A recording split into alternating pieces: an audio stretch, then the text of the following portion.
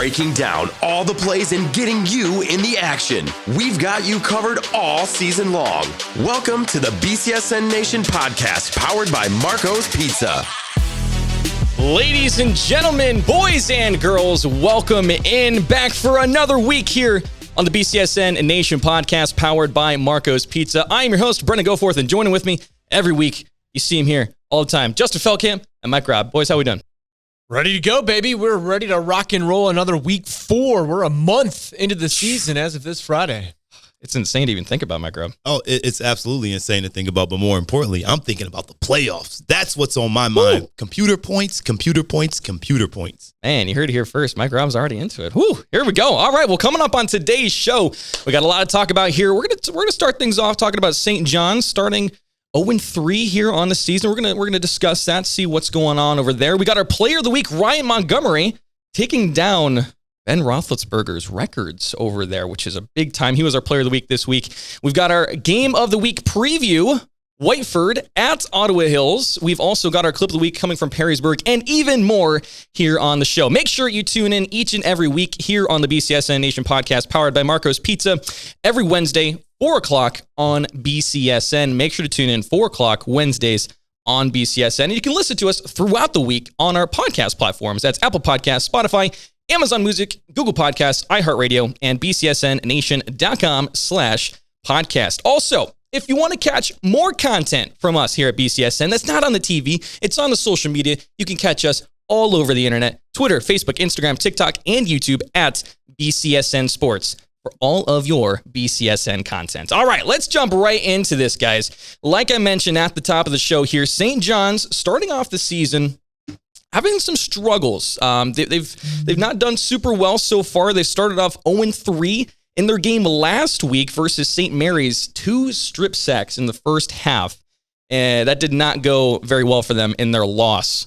So what are we seeing out of St. John's? What are some of the struggles we're seeing, and what can they do to potentially correct their course moving forward? Justin, what do you think? Well, you mentioned the turnovers. They have struggled with turnovers in weeks 1, 2, and 3 thus far. Losses to Dublin Kaufman, Anthony Wayne, and Orchard Lake St. Mary's. So caliber of competition is there. They're checking that box, so give them credit for that. But the turnovers, and it's not just middle of the field, you turn it over and you tackle them immediately. I mean, these are pick sixes going back for 25 yards. These are strip sack fumbles going back for 50-yard returns for a touchdown. So they're demoralizing type of plays, not necessarily just for the player who fumbled the ball or threw the interception or let it go through their hands for a wide receiver. It's demoralizing across the board for the offense. If you're moving the ball, they've had red zone turnovers, and then you have that type of play go against you, and it's like, oh, man, we got to get right back out there again. Yep. And it could be a little bit of a demoralizing hit, not only for that side of the ball, but also just the team in general. And you're like, man, we can't do anything right, or when we do something right, we still shoot ourselves in the foot. So those types of plays that they just have to limit, and we've struck upon it multiple times here during the podcast and on Game Day Tailgate as well, with 2 sophomore quarterbacks who are trying to figure out what varsity football is all about with Coy Hammock and Carson Polowitz. They seem to be committed to still giving them ample playing time, maybe not necessarily 50-50 just yet, kind of a little bit going with a hot hand. But Coach Larry McDaniel told me personally that both of those guys are 2 of their top athletes. So in some ways, it makes sense to put them both on the field at the same time, even if one's at quarterback and one is playing a different position for that particular play, or you put them in roles where a defense doesn't know who's getting the ball based on a formation that they put offensively. But I don't think all hope is lost. Yes, we're getting deeper into the season, but It's not week 7 yet, and they're not 0-7. Quite frankly, I think the next 3 weeks prior to a Central Catholic game in week 7, I think they can get their feet under them a little bit. I think that if they put them in some conservative play calls where they can make the right plays and hold on to the ball and possess the ball, I think brighter skies are ahead for St. John's in the next 3 weeks. I like the enthusiasm that you have there. But I think next week it gets real. Well, this week it's here. River Rouge on the road. You're going against Megatron and some of the top athletes in the state of Michigan. Now, River Rouge has not been great all season long. They've had their struggles. But this is a game that you're going to see not Anthony Wayne.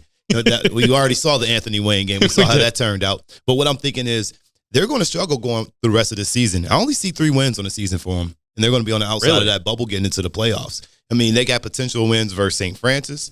We see Brother Rice is down. And those aren't going to be easy games, especially the St. Francis game, because that's a rivalry deal. So that's always going to be emotional. And then you look at week 10 when they got Detroit Denby, who's not really that good. So this is a game. The rest of the games look like there's going to be a mash fest.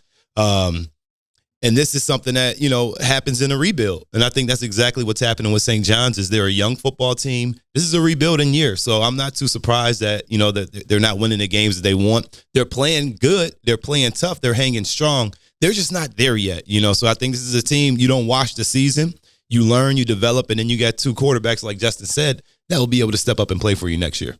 All right. Well, we're going to keep you guys locked here on BCSN. We're going to see how St. John's goes throughout the rest of their season. Will they be able to turn it around and move forward? We're going to find out. All right, let's jump into our next segment here. We're talking our Charlie's Dodge Chrysler Jeep Ram Player of the Week.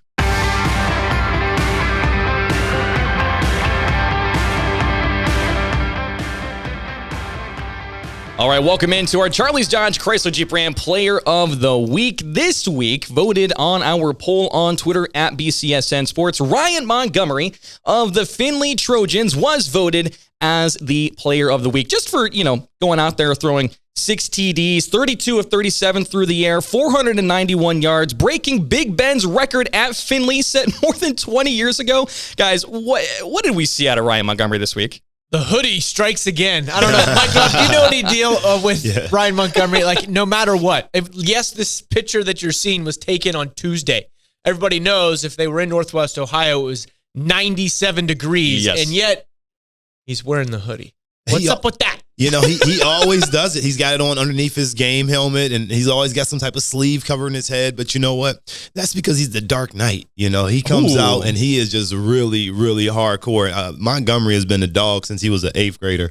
We knew he was going to step up and be a varsity starter, and it was only a matter of time until he did it his freshman year. Yeah. And so now it's just like teams have to look forward, especially if you're in the NLL. He ain't going nowhere. No. He's coming back for another year, and he's going to give everybody else a little bit of taste of what he's already done. This is a big-time football player, and this is a special kid to have in the area. Yeah, and that image, mean mugging it. Oh, hey, here's a Player of the Week. He like, yeah. Oh, yeah. I'm going to do it again. I'm going 491 again. I'm going to go 492. He's going to put 600 yards up at some point this season. Oh. He has been fantastic. 6 touchdowns. It was 42-7 against a quality Southview team. On the road. Yes, it was Buckeye Division, bigger school versus Cardinal Division, smaller school. But I personally didn't think the gap was going to be that large. Certainly. Credit to not only Ryan Montgomery, because when we put out on Game Day Overtime our candidates for Player of the Week, he chimed in. I don't know if you guys saw this. He chimed in and said, should be Javonte Hill. He had 4 touchdown catches in the first half, more than 100 yards in the first half. Yep. So credit to him that he's saying, hey, shine the spotlight on my when my you get teammate. offers from everybody, you don't need any more spotlights. You get called up by 247 and rivals all day, every day. This kid is big time. But Javonte Hill was fantastic in there. That one little quick slant route that he got, and then just a lightning bolt across the middle there, slicing through Southview defenders. But yeah, Ryan Montgomery has been fun to watch. I looked it up. Ben Roethlisberger still holds the individual single game school record for touchdown passes, which he had 8. Oh my God! Against Fremont Ross one year. Wow. But yeah, he broke his record when it comes to Ryan Montgomery breaking Ben Roethlisberger's yardage record within a single game, 491 yards. I think he beat it by about 20, 30 yards. But yeah, he's fun to watch. And Mike Robb, you hear as you increase the level going from high school to college to the NFL, where quarterbacks, you can't just throw to the open receiver. You have to throw them open. Yes. And what I saw multiple times against Southview, Ryan Montgomery throwing a receiver open. That's what he does. He works on his craft harder than anybody that I know at the quarterback position. I know his dad really well. I've known his family. And one thing I'll say is they are students of the game. But guess what? Y'all thought it was done with Ryan Montgomery? Oh, man. Baby brother's coming too. Okay, so just be ready. We'll save that. Baby Nash is coming, y'all. All right. Well, You'll see it here. All right. Another real quick thing to mention that you're talking about spreading the wealth in terms of recognition from his teammates. He said in the interview that we had on Sports Nightly the other night, at the end of that, he was basically just saying, this isn't really a player award. This is a team award. So, of course, you love hearing that from your Charlie's Dodge Chrysler Jeep Ram Player of the Week. And once again, you guys can vote next week, or this week, technically speaking, Friday nights at 11 o'clock on our Twitter, running through Monday at noon. All right. Let's switch gears here. I want to talk about the City League, guys. Yes. We are through 3 weeks here, and through 3 weeks, only 2 teams so far have a win. Scott, Lima Sr. So here's the question. The league seems pretty wide open here at the start. Who is your favorite to win so far? I think it's a tough call. I'd go with one of 3, Scott, Start, or Lima Sr. Scott is at Start on Thursday night. BCSN football, Mike Robb on the call, Tim Clegg once again. So you could have one of those situations where the de facto championship game is played in week 1 of the City League schedule. Start played well against Springfield last week in week 3. Scott played well against St. Francis in week 2, but then could not do virtually anything against Columbus East. I was there for the first half of that game this past Friday, in which Scott got 1 touchdown pass from Daryl Barnett. But other than that, they just could not move the ball. And from what I saw, Columbus East wasn't dominant by any stretch of the imagination. They just weren't making the right calls. They had crucial penalties. Scott had crucial penalties, and they kind of just shot themselves in the foot. So initially coming off an 8-3 season, and with Start being down and Start having a new head coach, you think, Scott, this is a cinch. Like they had a lot of the horses back from last year's 8-3 team in which they dominated City League play. But so far, aside from that week 2 win at St. Francis, and then we'll decide in the coming weeks how quality of a win that was against St. Francis. But I'd say Scott, Start, Lima Sr. Of those 3, one of those would be my pick. I mean, the City League has always been known to be a down league over the past 10 years or so, and it's unfortunate, but I think it started years back when they got rid of freshman football. And I think that really hurt the league. And in the growth of the league, you had to grow up quick. Freshmen are playing varsity football. That never happened 20 years ago. You never seen freshmen getting to play varsity or even on JV for that matter. And the better teams don't allow it to happen like that anyway because they have the depth. And I think that's the issue there with the City League is lack of depth. You see Start's got to take on Anthony Wayne. That's going to be a bludgeoning. And that's going to be tough, but this team is tough, and they deserve that opportunity to play against a team like Anthony Wayne. But as far as the City League go, this is it. I think this is it. You think so, right here? Scott versus Start is the game, and it's typically been that game for the past few years on and off. So I think that if Start can get the win here, I like their roster. I like their depth.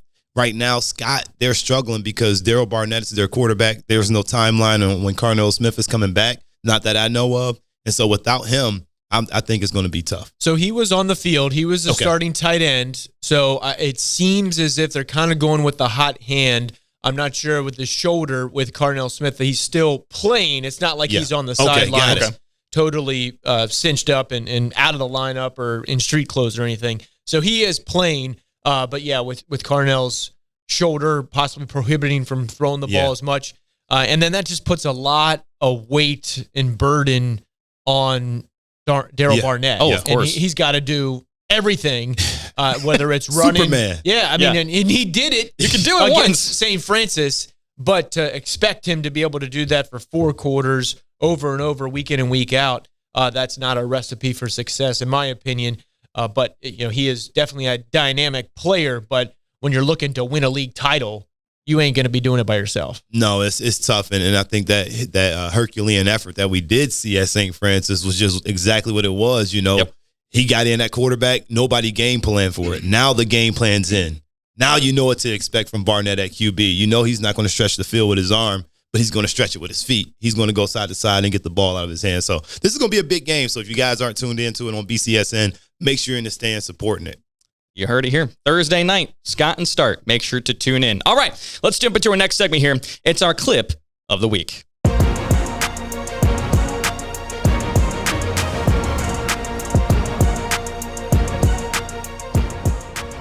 Welcome into our clip of the week here on the BCSN Nation Podcast, powered by Marco's Pizza. The clip we're taking a look at this week was from Perrysburg at Fremont Ross last week. As you can see here in the second half, 42-0. But this play right here, it was an underthrown pass by Josh Tackett, but the wide receiver Braxton Mefford catches the tip and takes it all the way to the house to add another touchdown for Perrysburg in that second half. I mean, just an unbelievable showing right here.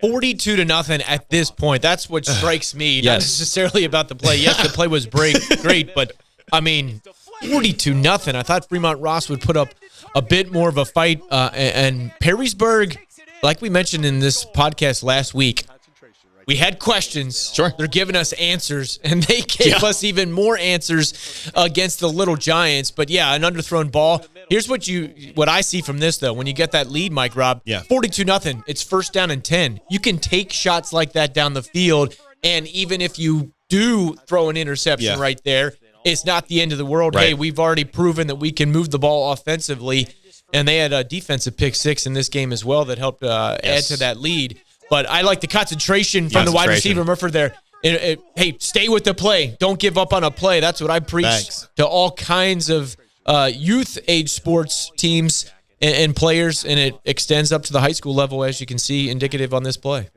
Yeah, absolutely. I think it was a great job defensively. I think Fremont Ross was in position to make that play. I mean, it's just the luck of the draw right there. I mean, you know, the rich get richer, and that's exactly what happened on that play. You know, when you're down bad on luck, you know, things just never really turn your way. And for Fremont Ross, the loss of their squad last year, I mean, a senior-laden football team, Bryson Hammer, Caden Holmes, all those guys, I mean, losing them, Anthony Van.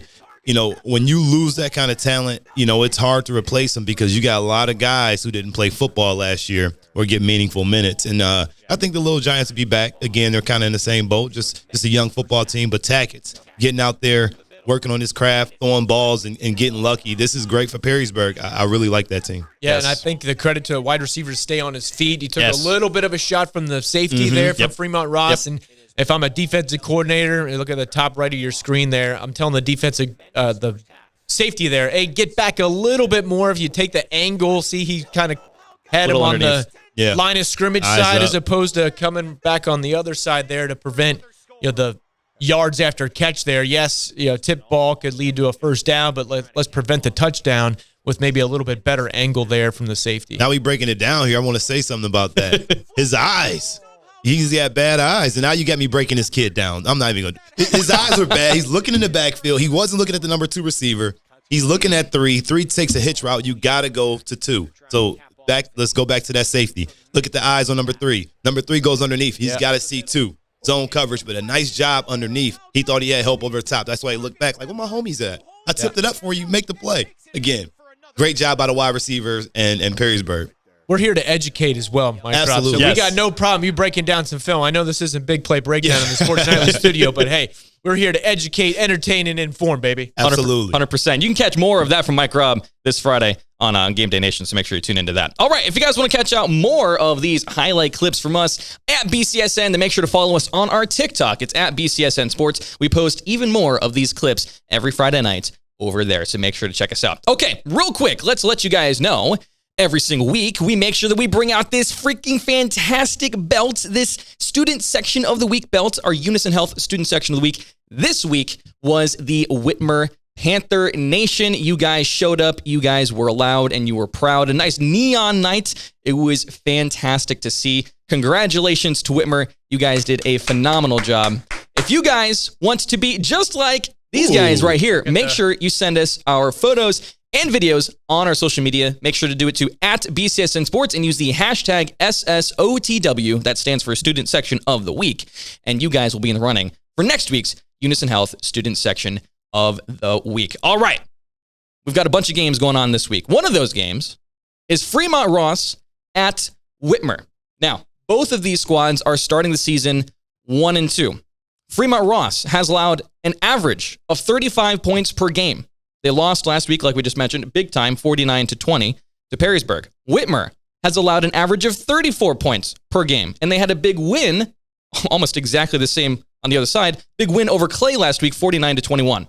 So with that being said, both 1 and 2 teams, similar points per game allowed. What are we looking at? Keys to win for Whitmer and Fremont Ross this week. Yeah, this is a game that you can see live on the BCSN app, and we will recognize the Whitmer student section there. So Nicole Weaving from Sports Nightly will be heading there to get some video and do some interviews. So student section, Whitmer, one of the best in our area. They'll show up and show out. We know that. So get there to Whitmer Memorial Stadium on Friday. But for me, Mike Robb, I think establishing the run game. Whenever Whitmer has been a team of high caliber that can not only win a league title or go 8-2 or 9-1 or 10-0 and then make a run in the playoffs, they've had a running back or running backs, plural, in which they run behind that strong, tall, big offensive line. Yep.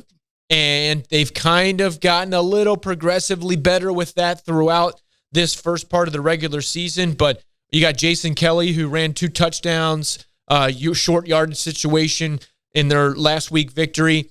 And obviously Jason Kelly, one of the top defensive players in the area, got multiple Mid-American Conference scholarship offers. But it seems like he has kind of been a guy to, all right, we need points. We need someone to just bulldoze and power the way into the end zone. They're giving the ball to him.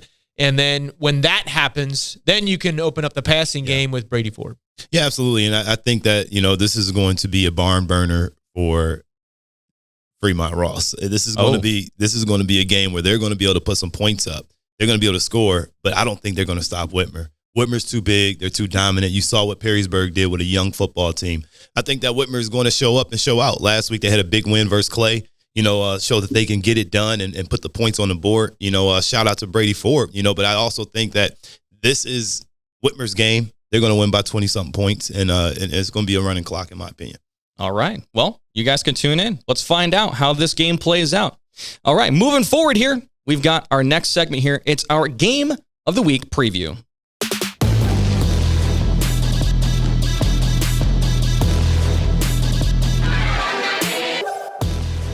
All right, welcome to our Game of the Week preview, brought to you by Dunn Chevy in Oregon. Here on the BCSN Nation Podcast, powered by Marco's Pizza. We've got the Whiteford Bobcats on the road at the Ottawa Hills Green Bears Friday night at 7 o'clock on BCSN. Also the host, once again, of Game Day Tailgates. Whiteford starting off the season pretty strong with 2 back-to-back wins, and the Green Bears, get this, they're averaging 39 points per game in their route to a 3-0 start so far, while holding their opponents to 7 points or less. That's a very big proportion right there. So what are we looking at with this Game of the Week, Justin? What we got? The question that needs answered: who outlasts who? Okay. This is a small school matchup, so you got guys playing both ways. 80-degree temperatures around kickoff, so who can go both ways, offense and defense, and still have juice in the fourth quarter? Talking to Coach Todd Teakin, Whiteford, defending state champs in Division 8, the reigning BCSN Coach of the Year. And I told him that. I said, went up and shook his hand prior to doing an interview with him on Tuesday. I said, "Hi, I'm here to interview the BCSN Coach of the Year." And he goes, well, we'll see about that come after Friday, because he knows what type of test that Ottawa Hills is going to present. So you got Chase Miller, you got Rocco Pillarella, you got Jake Perzak, kind of a 3-headed monster there on the skill position sides for Ottawa Hills. They're undefeated 3-0. Whiteford's undefeated 2-0. And with these teams, both of them rely upon skilled position players. You got Shea Ruddy, who graduated. His younger brother, Ryan Ruddy, can play quarterback. He has played quarterback, but he also is better at tight end. And when they have Eitner as their freshman quarterback, he's the younger brother of Thomas Eitner, state championship winning quarterback at Whiteford, UT shortstop. Played softball against him, by the way. Thomas Eitner, 4 for 4, 2 bombs, 2 home run, 2 bombs and 2 doubles and 6 RBIs. Woo! So he's no longer a Rocket, graduated from UT, but can still hit bombs at Pace Center Park. Anyway, his younger brother is a valuable asset for Whiteford, and when they have all their position players where they want them and healthy and playing, they're a formidable team. But Coach Teakin was saying, hey, we got to be more disciplined. They had too many penalties. Yeah. They couldn't score in the red zone. Nope. They moved the ball, but they couldn't cash in. They were down at the half 7-6 to Ida, and then came out and played a superb second half and ended up winning 28-7, if my score memory serves me correctly. But he said that was the best half of football they played this year. if they can do that, they like their chances, but they know the challenge that awaits with Ottawa Hills. Ottawa Hills, this is the battle of two undefeated high school football coaches. One coach got 16 wins under his belt and one's got 3. So this is going to be a nice matchup. So no one wants to lose, especially with them both being undefeated on the season. So this is going to be something interesting to see. And you talk about computer points. There's going to be all kinds of computer points Absolutely. at the small school level in this situation because both of these teams, regardless of the outcome on this Friday, they're going to win more games down the line. Yeah, and you need it, and if you're Ottawa Hills, this is a big test for you. If you can go knock off the Michigan State champs in their small school region, that's going to set up real well for Ottawa Hills as they go forward throughout the season. The only thing Ottawa Hills has to worry about, same thing, is being healthy. I think that's the key. If they can make plays on special teams and convert on third down, that's been the game. When me and Tim Cladd called the game last Thursday at Whiteford versus Ida, it was an interesting game, and you saw the toughness that Whiteford had when they came out in that second half and dominated. Kyle Maserati.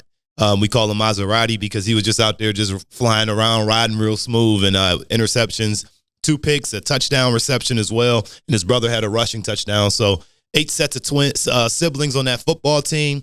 It's a family affair out there for Whiteford, so it should be a good game. Speaking of that, how are those concessions out there at Whiteford? Okay, well, now we got concession confessions.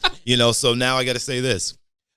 I need to know who has the best concession food. If you ask me right now, no one has anything on Emmanuel Christian. So if you think you got Emmanuel Christian, okay, in the gym, yes, all right, yes, they shout out to Emmanuel Christian. If you think you got it better, holler at me, let me know. But I judge it off your hot dog. If you put your hot dogs just in water, I ain't feeling it. You got to have some grill marks on it. You get a little rotator thing in there. Amen to that. Some grill marks on it. Yeah, you got to get it nice. So. Whiteford hot dogs, I'm not a fan on, so their concession stand, I need to upgrade. But their press box is elite.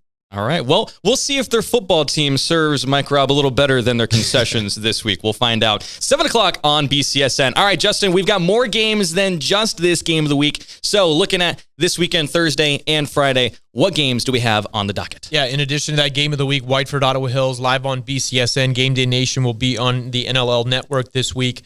To put one more bow on that, the TAC and that conference that Whiteford's in, they are committed to a 4-year series in which they're going back and forth. Nice. So 2 home, 2 away. So that's great. I think it's fantastic because it's proximity, they're close, and then the caliber of competition and the enrollment of the schools. All of that, great idea by the administrators of both of those conferences. Nice. So we mentioned Scott at Start, Thursday Night Football. Tim Clegg and Mike Robb will be on that. Then we got the Whiteford Ottawa Hills game, Mason Lowry and Jack Newhort stepping up into our Game of the Week segment, also with Matty Klein on the sidelines. Southview at Perrysburg, Springfield BG, Clay Findlay, Fremont Ross Whitmer, A-Dub taking on Napoleon, Rogers and Waite, both winless, but one of those teams will get a win. Yes. Their first win, and then Erie Mason at Northwood. And then we got Fremont St. Joe Central Catholic in Fremont traveling to Margaretta, and Gabriel Richard taking on Huron. So all those games on the BCSN app and on tape delay on TV. So, yeah, a lot of great matchups that we will be featuring come this Friday night. Real quick, any other game over there that got your eyes on for this week? From that list there, you know what? This week, from my own perspective, there's not a whole lot of close games on paper, in my opinion. But whenever we think that, there's at least one that's going to spring up on us, and it could be a tight fourth quarter game. Maybe, that's Springfield Bowling Green. I think that Springfield Bowling Green game should be maybe a little bit of a toss-up. I've liked what I've seen from BG. Then Springfield has won 2 games after losing to Maumee in week 1. So I think both of those teams know what they're capable of, and I think that could be a good game. Mike Robb, real fast, do you think Southview bounces back this week? You know what? I think Southview bounce back. I think this is time for the Cougars to get their bearings back here this week. Going up against a tough Perrysburg team, they have a good run game. We haven't seen them really put it to use, but the key is going to be, can their secondary slow down Josh Tackett? Can their box tackle the football? That's what it's about, and can they slow it down and control it? So if they can slow down their offense and just get first downs, they can slow down that Perrysburg attack, but don't give them the football, I'll tell you that. Yeah, Perrysburg is legit. I think they got a chance. They got challenges with Whitmer and challenges with Anthony Wayne in week 10, but they got I like the answers that I've gotten from Perrysburg. All right. Well, that's going to do it here on this week's episode of the BCSN Nation Podcast, powered by Marco's Pizza. Thank you so much for stopping by. We'll catch you guys next week, September 13th, Wednesday at 4 p.m. on BCSN. See you guys next week.